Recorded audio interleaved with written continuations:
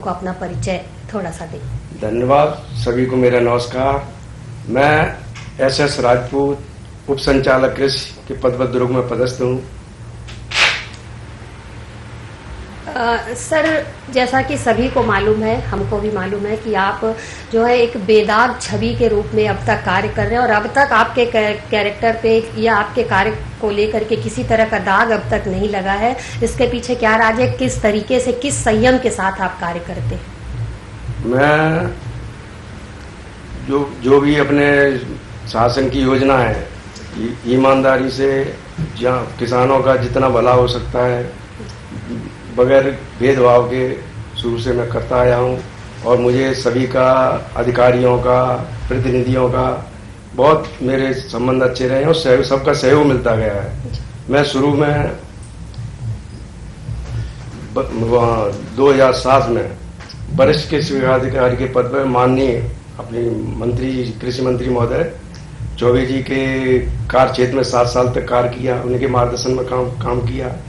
कभी मुझे ऐसा अनुभव नहीं हुआ कि मैं यहाँ पर कोई परेशानी, सब किसानों, जो चाहे किसान मेरा छोटा हो या बड़ा, मैं निष्पक्ष काम किया हूँ। जो मेरे पास आवेदन, चाहे गरीब किसान हो चाहे अमीर किसान हो, जो पहले आ जाता मैं सभी का अपना काम ईमानदारी से काम किया हूँ।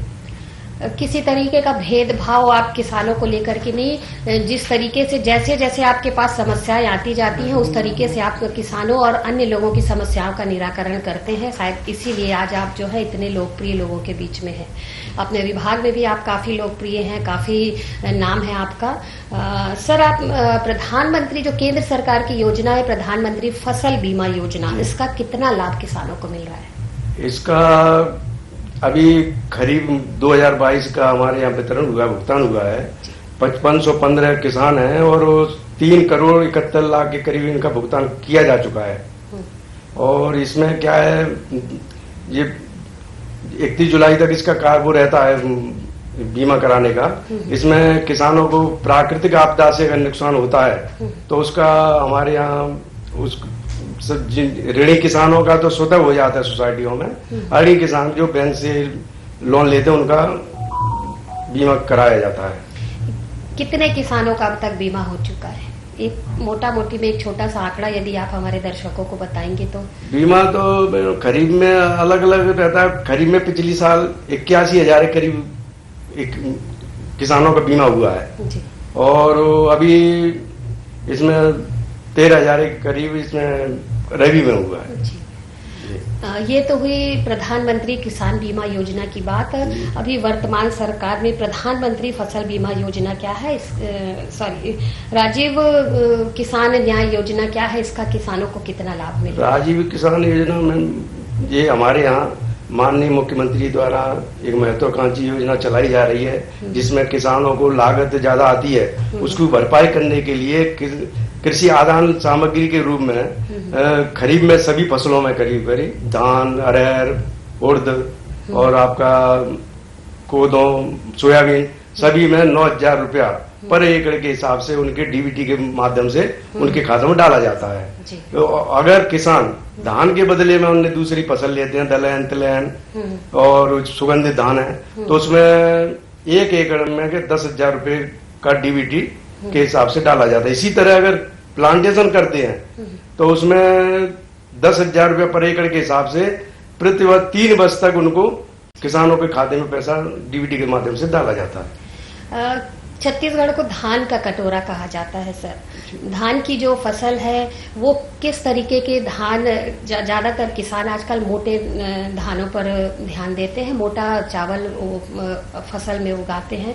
पतले धान को लेकर के किसानों के लिए किस तरह की योजना सरकार चला रही है, या अब किसान जो है वो पतले धान को लेकर के, पतले चावल, सुगंधित चावलों को लेकर के भी योजना बना रहे लगाने की, उसके बारे में थोड़ा सा बताएं। जी, इसके हमारे यहाँ से पिछली बार भी हम लोग सुगंधित धान का बीज निःशुल्क माननीय कलेक्टर महोदय द्वारा उसमें डीएम में हमको पैसा दिया गया था, 31 लाख के करीब दिया था, जिसमें हमने फ्री आपका सुगंधित धान का बीज किसानों को दिया है। जी।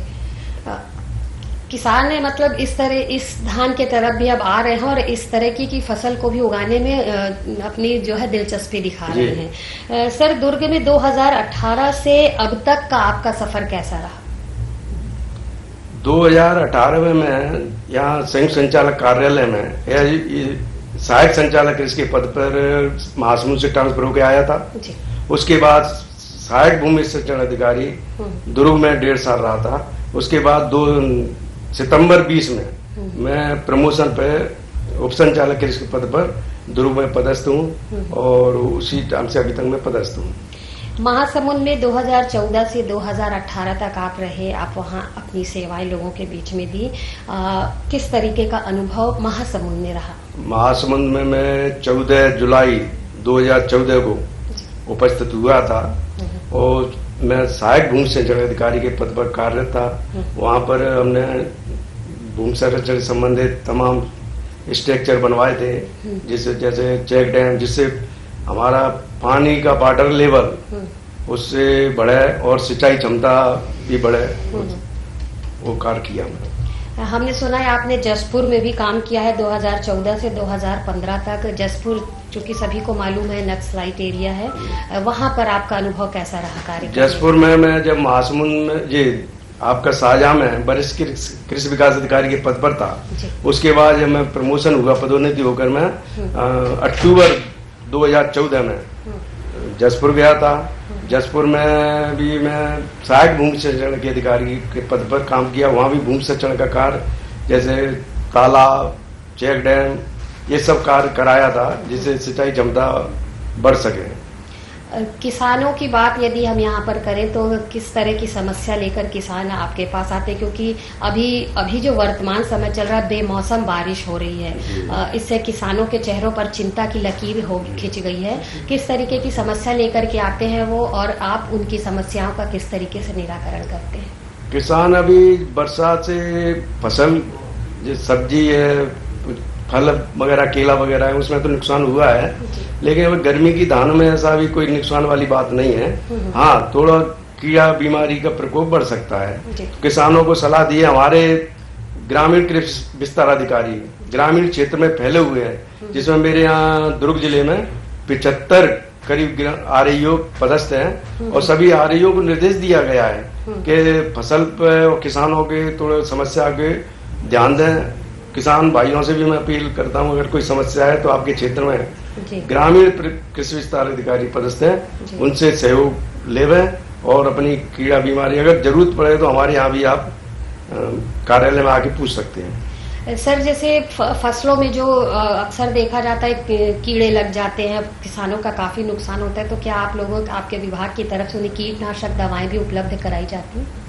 कीटनाशक दवाएं हमारे यहाँ 50% उसमें अनुदान में कीटनाशक की दवाई भी उपलब्ध कराई जाती है। और वैसे किसानों को यही सलाह देते हैं कि आप स्वयं खरीद के डालें, बहुत ही, क्योंकि उतना हम हर एक को दे नहीं पाएंगे, तो 50% किसानों को कुछ आता है हमारे पास, वो जो किसानों को दिया जाता है। मतलब किसी भी रूप में आप किसानों की जो है जितनी संभव मदद हो सकती है उतनी मदद आप लोगों के, आपके विभाग के द्वारा की जाती है। सर, मेरा अगला सवाल था कि साजा में आप वरिष्ठ कृषि विकास अधिकारी के रूप में 2007 से 2014 तक कार्यरत रहे हैं। किस तरह से आपने कार्य किया? काफी लंबे समय तक आप कार्य करते रहे अपने क्षेत्र में। थोड़ा सा साजा का अनुभव बताइए। साजा में मैं जनवरी 2007 में उपस्थित हुआ था। वहाँ पर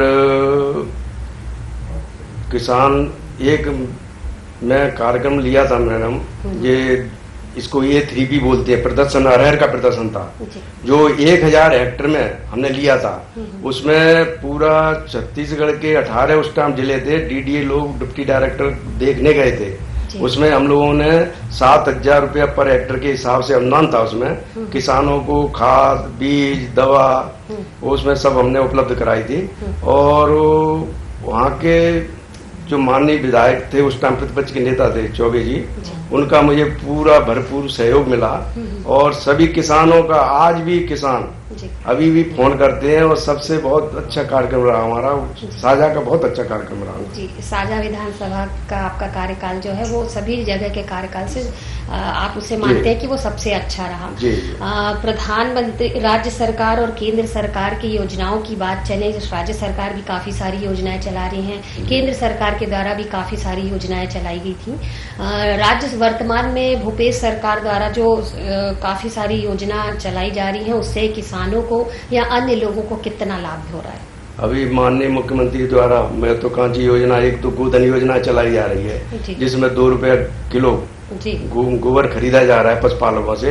उसके बाद उसका बर्मी बनाया जाता है, महिलाओं को सबको रोजगार मिल रहा है, और इसको 10 रुपए के हिसाब से किसानों को समिति के माध्यम से बेचा जा रहा है। तो इसमें एक रोजगार भी मिल रहा है, और हमारी जमीन की जो उर्वरा शक्ति खराब हो रही है, इसमें भी सुधार हो रहा है। किसान भाइयों से मैं यही अपील करूंगा, ज्यादा से ज्यादा बर्मी खाद का उपयोग करें, जिससे भविष्य में हमारी जमीन को बचाया जा सके। जी, राज्य सरकार की यदि बात करें हम अभी, तो राज्य सरकार जो महत्वाकांक्षी योजना है, जिससे काफी सारी बहनों को लाभ मिल रहा है, और ये योजनाएं संचालित की जा रही हैं, जिसमें नरवा, गरवा, घुरवा बाड़ी को लेकर के राज्य सरकार जो है विशेष रूप से कार्य कर रही है। इस पर आप क्या कहना चाहेंगे?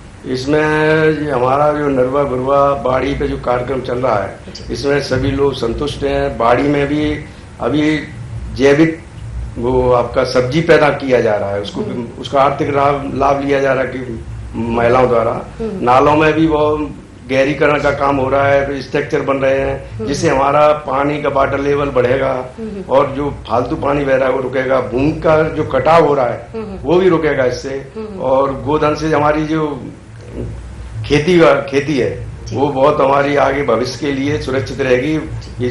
और आपका ये बाड़ी में भी सब लोग आर्थिक रूप से अच्छा फायदा ले रहे हैं। अभी हमने जैसे देखा भेंट मुलाकात कार्यक्रम के दौरान, जब प्रदेश के मुखिया भूपेश बघेल जी बिल्कुल मंच से संवाद कर रहे थे, तो लोगों ने काफी सारी अपनी उपलब्धियां, जो महिला समूह जो अभी कार्य कर रही है, उन्होंने बताया कि उनकी इस योजना से उन्हें किस तरीके का लाभ हो रहा है। कहीं कहीं तो ऐसा देखने को आ रहा है कि इस योजना को में जहां वो महिलाएं कार्य कर रही हैं, उसे लेकर के महिलाएं जो है, जो पहले घरों में रहती थी, अब बाहर निकल रही हैं, और उनके जो संसाधन भी हैं, वो काफी संसाधनों में इजाफा भी हुआ उनके घरों में भी। और जो कल तक बिल्कुल पैदल चला करते थे, वो आज ट्रैक्टर और गाड़ियां लेकर के घूम रहे। तो प्रधानमंत्री की योजना महिला समूह के लिए कहीं न कहीं काफी जो है लाभकारी सिद्ध हो रही है। सरकार कई बार किसानों को बाहर से आए कृषि दवाई कंपनी वाली नकली दवाई भेज देते हैं, उसके बारे में आप क्या कहेंगे? इसके लिए हम लोगों ने सभी ब्लॉकों में सब इंस्पेक्टर नियुक्त किए हैं। अगर इस तरह की शिकायत आती है तो तत्काल हम लोग कार्रवाई करते हैं। पिछली बार भी 2-1 पकड़ाए थे, उसमें हमने कार्रवाई की थी, और उसका सैंपल भेजते हैं। अगर नकली निकलता है तो उस पर सीधा कार्रवाई FIR की भी कर सकते हैं, और उसका लाइसेंस या जो भी जब्त कर देंगे। महिला समूह के द्वारा वर्मी कंपोस्ट खाद लगातार बनाया जा रहा है, जिसे छत्तीसगढ़ सरकार जो है क्रय विक्रय हेतु लगातार आपके विभाग उसे लेकर के कार्य कर रहे हैं, और किसान जैविक खेती की ओर अग्रसर हो रहे हैं। इसे किस तरह से आप देखते हैं? इसमें बहुत हम लोग, अभी मैं गया था तो सब जगह पर्याप्त हमारे यहाँ बर्मी खाद उपलब्ध है, और उसको सोसाइटी के द्वारा विक्रय, जैसे सब लोगों को निर्देश दिया गया कि एंट्री करिए, और समिति प्रबंधकों को स्पष्ट निर्देश दिए गए हैं कि सभी किसानों को प्रति एकड़ कम से कम 1 कुंटल बर्मी खाद की पर्ची काटें। किसानों से भी निवेदन कर रहे हैं कि आप ज्यादा से ज्यादा बर्मी का उपयोग करें, जिससे हमारी जो जमीन है उसको भविष्य के लिए उसको सुरक्षित रखा जा सके। वरना अगर उर्वरकी डालते रहेंगे तो भविष्य में बंजर होने का डर है। इसलिए निवेदन है किसान भाइयों से, मैं एक और निवेदन करता हूँ। अभी हमारा सोसाइटियों में खाद बीज भंडार पर्याप्त हो गया है, और अग्रिम भंडारण अपना उठाव कर लें, क्योंकि अभी 31 मई तक आपको कोई ब्याज भी नहीं लगेगा, ना सोसाइटी को लगेगा। अगर गोदाम खाली हो जाएंगे तो हम पर्याप्त और खाद बीज का भंडारण कर सकें, जिससे भविष्य में कमी को जिसको पूरा किया जा सके। सर, जैविक खेती क्या है, थोड़ा सा उसके बारे में हमें बताइए। जैविक खेती हमारे यहाँ पाटन ब्लॉक में 180 हेक्टेयर में 3 साल से चल रहा है। उसमें 400 के करीब किसान हैं। इसमें पूरा जैविक, जैसे दवाई भी डालते हैं तो नीम की जो दवाई आती है उसी को डालते हैं, या हरी खाद का उपयोग करते हैं, बर्मी का खाद उपयोग कर रहे हैं। और किसानों को मतलब इसमें कोई न कीटनाशक दवाई डाल रहे हैं न और उसका न उर्वरक डाल रहे हैं। तो इसमें पर्याप्त हमारे यहाँ चल रहा है। जैविक खेती की यदि बात करें तो जैविक खेती जिस तरीके से हो रही है और जो पिछले दिनों जो दवाइयां डाल करके खेती की जाती थी, जिस तरीके के खाद उर्वरक डाल करके खेती की जाती थी, ये दोनों में कितना अंतर है सर? अभी जैविक से डालने से देखो, एक तो अपने स्वास्थ्य के लिए भी अच्छा फायदा है, और कीटनाशक डाल रहे हैं तो उसमें तमाम तरह की बीमारी फैल रही है। इसका मैं एक उदाहरण दूं, अभी इसी के कारण, उर्वरक और कीटनाशक के कारण हमारे पंजाब से एक ट्रेन केवल कैंसर के नाम से ही चलती है। तो जैविक से हमारी जो बीमारी, जो प्रकोप है शरीर को, वो भी कम होगा। और ज्यादा मैं तो ये कहता हूँ किसान भाइयों से, जैविक का ज्यादा उपयोग करें और खाद बीज का कम से कम उपयोग करें। जैविक खेती और अन्य जो खाद डाल करके जो किसान खेती कर रहे हैं उसके बारे में सर ने काफ़ी अच्छी सारी जानकारियां दी है। मैं एक सवाल सर से ये करना चाहूँगी, राज्य सरकार जो है अभी कोदो, कुटकी, रागी इस पर भी कार्य कर रही है। गेहूं, चावल, चना, बाजरा ये फसलें तो आम फसलें हैं हो रही, लेकिन अब जो है मिलेट्स मिशन पर भी कार्य हो रहा है। उसे लेकर के कृषि विभाग कितना सक्रिय है? इसमें कोदो कुटकी पे अभी हमारे यहाँ रागी का 500 हेक्टेयर का प्रदर्शन डाला गया है। किसानों को निःशुल्क बीज दिया गया है। किसान भाइयों से कोदो कुटकी, क्योंकि इससे बीमारी, शुगर वगैरह, मोटा अनाज है और इसमें पर्याप्त फास्फोरस वगैरह रहता है। तो किसान भाइयों से उम्मीद यही कर रहे हैं कि ज्यादा से ज्यादा कोदो कुटकी और ये आपका रागी की फसल ले रहे। किसानों को ये जो फसल कोदो, कुटकी, रागी जो है, इससे लाभ हो रहा है किसानों को? अभी तो मैडम हमारे यहाँ तो अभी इसी साल शुरू हुआ है। अपने जिले में ज्यादातर कोदो कुटकी का एरिया नहीं था। कोदो केवल आपके, कुटकी का तो है नहीं, कोदो आपने केवल धमदा ब्लॉक में 60 हेक्टेयर करीब अभी हो रहा था। और इस रागी का पहली बार हम लोग इस साल लिए 500 हेक्टेयर में। तो अभी इसका अब बढ़ेगा आगे चलेगा। पिछले बार हमने देखा कि चने की फसल जो है बेमौसम बारिश के कारण पूरी चने की फसल खराब हो गई थी। किसान जो है काफी परेशान थे और ऐसा भी सुनने में आया था कि किसानों ने जिला कलेक्ट्रेट में चने की फसल को लेकर के काफी प्रदर्शन भी किया था और अपने चने को वहीं छोड़ करके आ गए थे। किस तरह की वो वर्तमान में जो अभी चने की फसल आई वो किस तरीके की है? क्या उसमें भी किसी तरह का ऐसा कुछ खराबी देखने को मिली है सर? अभी चने में तो ऐसा नुकसान नहीं हुआ। पिछली बार हुआ था तो लोग बीमा कराए थे, उनको बीमा का पैसा मिला था। और जिनका बीमा नहीं कराए थे उनको 6/4 में उनको दिया गया पैसा। और अभी तो ऐसी चना में ज्यादा नुकसान अभी नहीं आया था। एक किसान का लगभग कितने तक का बीमा सरकार द्वारा किया जाता है? बीमा जितना उसका ऋण लेते हैं, जितनी वहाँ रकबा का, उतने का ऑटोमेटिक बीमा समिति में हो जाता है। और जितना इसमें कोई वो नहीं है कि जितना कराना चाहे कर सकते हैं। किसान कई बार पंप की समस्या को भी लेकर के आते हैं, पानी की समस्या को भी लेकर आते हैं, तो क्या कृषि विभाग द्वारा किसानों को इस तरीके की समस्या से निजात दिलाई जाती है? हमारे यहाँ स्प्रिंकलर का टारगेट आते हैं, किसानों को दिया जाता है। अभी डीएमएम में पिछली बार हम 30% किसान शेयर था, 70% अनुदान में हम लोगों ने स्प्रिंकलर के पाइप बहुत किसानों को दिए हैं। और अभी जो भी आते हैं उनको हम विभाग के द्वारा योजना के अंतर्गत पाइप देते हैं, विद्युत पंप भी देते हैं, डीजल पंप भी देते हैं और आपका कृषि यंत्र भी सबको किसानों को उपलब्ध कराते हैं।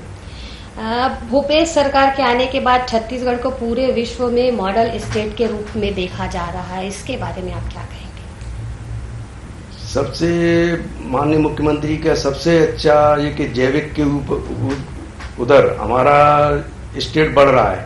जो अभी गोधन योजना जो एनजीवी चालू की है उससे हमारा स्टेट का बहुत नाम हुआ है और जैविक की ओर पहला स्टेट है जो जैविक की ओर इस तरह का काम हो रहा है। गौठानों की यदि बात करें तो गौठानों की व्यवस्था दुरुस्त करने के लिए आपके विभाग के द्वारा किस तरीके के कार्य किए जा रहे हैं? गौठानों का दुरुस्त तो जिला पंचायत की तरफ से हो रहा है जी। और जो भी वहाँ कमी पेशी होती है माननीय हम सीओ साहब को बोलते हैं तो तत्काल उसको उपलब्ध कराते हैं। जैसे सभी अभी पानी की व्यवस्था, बोर ट्यूबवेल हो गए हैं, आपके जानवरों के लिए बैठने के लिए है। अभी मैं बोला था सर उसमें बर्मी रखने के लिए, तो बर्मी के गोदाम भी बन रहे हैं पर्याप्त, ऐसी सब जो भी है तत्काल प्रशासन के उससे हो रहा है। जी। सरकार अब गौमूत्र खरीदने की भी खरीदी बिक्री की योजना बना रही है, उसके बारे में सर क्या कहेंगे? गौमूत्र हमारे यहाँ अभी 4700 लीटर के करीब खरीदी हो गया है और उसका दवाई रूप में बिक भी गया है। अभी इसको आगे और बढ़ाया जाएगा, अभी चल रहा है। अभी मतलब ये योजना जो है वो शुरू नहीं हुई है? शुरू हो गई है जी, लेकिन अभी धीरे धीरे अभी कम है, आगे और बढ़ाया जाएगा। ये तो हुई फसलों की बात, गेहूं, चना, चावल, इनकी बातें हो गई। हम आइए अब सब्जियों की तरफ चलते हैं। किसान जो है सब्जियां भी बोते हैं, किस तरह की सब्जियां जो है अभी इस सीजन में जो आ रही हैं, और सब्जियों को लेकर के भी काफी सारी समस्याएं होती हैं, उसमें भी कीड़े लगते हैं। तो आपके कृषि विभाग के द्वारा जो है उन किसानों की किस तरीके से मदद की जाती है? इसमें सब्जी में एक तो मैडम सब्जी और फल वाले में ज्यादातर हॉर्टिकल्चर का ही रहता है। वही लोग इसको, उनके यहाँ भी इस तरह से हमारे REO रहते हैं, उनके यहाँ भी स्टाफ नीचे का रहता है। तो कीड़ा बीमारी लगती है उसमें किसानों से वाकई संपर्क करते हैं, दवाई का वो पूरा वो देते हैं सलाह, और उनके यहाँ से बीज वितरण वगैरह सब सब्जियों का भी दिया जाता है हॉर्टिकल्चर से। जी। जो कीटनाशक दवाइयां डाली जाती है सर वो प्रभावशाली रहती है? क्योंकि कई बार ऐसा रहता है कि किसान सीधे साधे किसानों को बिल्कुल ठगा जाता है और कृषि जो दवाइयां, कीटनाशक दवाई बेचने वाली जो दुकानें रहती हैं वो मतलब नकली दवाइयां उन्हें दे देती, जिससे किसानों की फसलें दवाई डालने के बाद भी खराब हो जाती हैं। इसमें हम लोग, मैं बता रहा हूँ, इंस्पेक्टर नियुक्त हैं, हम लोग सैंपल भेजते हैं जी। हर साल खरीफ में, रबी में सैंपल लेते हैं और अभी जो अगर अमानक पाया जाता है तो उस पर कार्रवाई होती है। किस तरीके की कार्रवाई सर आप लोगों की? इसमें उनका लाइसेंस निरस्त कर देंगे या कंपनी को उसको बैन लगा देंगे जी। जो उस कंपनी के माल पे बैन लगा देते हैं। किसानों के सम्मान के लिए किस किस तरह के प्रयास विभाग के द्वारा किए जा रहे हैं? किसानों के सम्मान के लिए अभी तो एक तो हमारे यहाँ किसान सम्मान, प्रधानमंत्री किसान सम्मान योजना में 6,000 रुपये पर ईयर उनके खाते में डाला जा रहा है। जो अभी हमारा सबसे बात ये, हमारे यहाँ 95% किसानों को उनका EKYC हो गया है और उनके खाते में 2,000 रुपये 3 किस्तों में आता है, 2,000 रुपये के हिसाब से 6,000 रुपया साल का आता है। और भी किसानों के लिए जो भी सहयोग होता है हम लोग, जैसे आर्थिक सहयोग, जो जैसे किसी को हम लोग प्रदर्शन डालते हैं, किसी को सहायता देते हैं, किसानों को वहां ले जाके दिखाते हैं कि भैया आप इस तरह के करिए, तो किसान के लिए हम पूरा सम्मान के लिए काम करते हैं। कई बार सर ऐसा भी देखने में आया कि किसान की जब फसल बर्बाद हुई, अभी पिछले साल की ही बात यदि करें तो जब किसानों की फसल बर्बाद हुई तो कई किसानों ने आत्महत्या भी की, उसे लेकर आप क्या कहेंगे? अभी मैडम हमारे यहाँ ऐसा किसान उस बर्बाद पे आत्महत्या नहीं की है। 2-3 किसान किए, वो अपना निजी कारण थे। अपने दुर्ग जिले में ऐसा आत्महत्या वाला कोई प्रकरण नहीं था। तो कोई अपना निजी या पारिवारिक जो भी हो, 2 हुए हमारे, उसके कारण कोई हत्या नहीं की है आत्महत्या। भूपेश सरकार के आने के बाद मतलब किसान खुशहाल हैं, आत्महत्या जैसी स्थिति जो है अभी निर्मित नहीं हो रही है किसानों के बीच में, और काफी खुश हैं किसान, क्योंकि तरह तरह की योजनाएं जो भूपेश सरकार द्वारा किसानों के लिए जो चलाई गई हैं, महिलाओं के लिए चलाई गई, काफी कारगर साबित हो रही हैं। महिलाएं स्वावलंबी बन रही हैं, अपने क्षेत्र में कार्य कर रही हैं और आगे आ रही हैं। उसी तरीके से किसान भी जो है वो सरकार की योजना से काफी प्रभावित है और उसका लाभ भी ले रहे हैं। आपके विभाग द्वारा भी लगातार उनको सहयोग किया जा रहा है। एक सवाल सर मेरा और था कि किसान जो है, राज्य सरकार किसानों के लिए जिस तरह की योजना जो चला रही है, आगामी भविष्य में, क्योंकि अब चुनाव का समय आ रहा है, चुनाव में स्थिति क्या रहेगी ये नहीं मालूम, तो क्या किसानों के लिए जो योजना चलाई जा रही है वो वर्तमान में जैसी है वो आगामी दिनों में भी इसी तरह की देखने को मिलेगी? जी, जो जैसे राजीव गांधी किसान योजना है जी, ये धान जो शासन खरीद रहे जी, 2640 खरीदे हैं वो तो आगे रहेगा ही। इसमें क्या है मैडम, जैसे हमारे जितने खरीफ में धान है उसको 9,000 रुपया सब वो आदान सामग्री के रूप में डीबीटी में दे रहे हैं, इसी से धान के बदले अन्य दूसरा है। तो ये योजना चलती रहेगी ये और किसानों के पूरा ख्याल रहे। खाद बनाने में केचुए की कितनी भूमिका है सर? खाद बनाने में केचुए मेन है मैडम। केचुआ जितना पर्याप्त होगा उसमें उतना हमारा खाद जल्दी बनेगा। तो इन सबको हम ये गोठानों में यही सलाह देते, केचुआ पर्याप्त ज्यादा से ज्यादा केचुआ मरे नहीं, और उसमें उनको सलाह देते। प्रशिक्षण भी हमने समूहों को कई बार गोठानों में दिलवाया है। तो केचुआ का ही मेन रोल है उसमें। मतलब केचुए के द्वारा ही जो है वो गोबर के खाद को जो है वो केचुआ खा करके उसको पूरी तरीके से बनाता है। जी। ये जो खाद जो बनते हैं केचुए के द्वारा, जो महिला समूह द्वारा बनाए जा रहे हैं, ये वर्तमान की कृषि और जैविक खेती के लिए काफी लाभदायक साबित हो रहे हैं। सर मैं चाहूंगी आप बताइए कि ये किस तरीके से ये खाद जो है अभी वर्तमान की जो खेती हो रही है उसमें लाभदायक है। ये इसको कम से कम 10 कुंटल एक एकड़ में डालेंगे, और इससे क्या है जैसे जुताई से पहले डाल देंगे फिर जुताई कर देंगे तो हमारी जमीन की जो पानी की सोखने की क्षमता है वो भी बढ़ेगी और कार्बनिक भी बढ़ेंगे। तो इससे इसको डालने से हमारी भविष्य के लिए जमीन सुरक्षित रहेगी। जी। अब तक कितने कुंटल वर्मी कंपोस्ट खाद जो है वो खाद्य विभाग के द्वारा बेचा जा चुका है? अभी तक 1 लाख कुंटल के करीब खाद बिक चुका है। जी। गांव की यदि ग्रामीण क्षेत्रों की बात करें तो ग्रामीण क्षेत्रों से ही किसान इसे लेने आते हैं या शहरी क्षेत्रों में भी इस तरीके के खाद की जो है मांग है?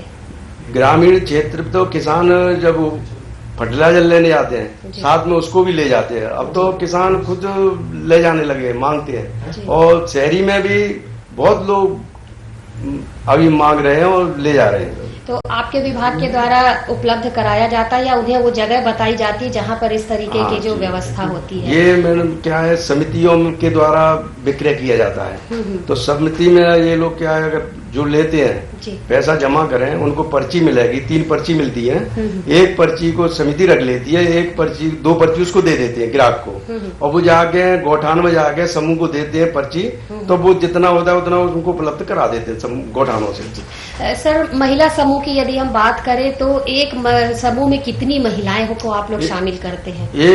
8 से 10 रहती हैं एक समूह में, और गोठानों में किसी में कई 3 समूह भी है, कई 4 समूह भी है, अलग अलग है। जी, तो ये अपने समूह में बराबर जा करके कार्य कर रहे हैं। जी। राज्य सरकार की योजना को कहीं न कहीं ये बिल्कुल प्रमाणित कर रही है। महिला समूह के द्वारा जो है वो जिस तरीके के कार्य कृषि को लेकर के किए जा रहे हैं वो अपने आप में तारीफ काबिल है। ये थे हमारे साथ कृषि विभाग से श्री SS राजपूत जी, जिन्होंने काफी सारी जानकारी कृषि को लेकर के, किसानों को लेकर के बताई, और राज्य सरकार की क्या क्या योजनाएं अभी चल रही हैं, उनसे किसानों को कितना लाभ मिल रहा है, इसकी जानकारी दी। सर आपका हमारे स्टूडियो में आने के लिए बहुत बहुत धन्यवाद।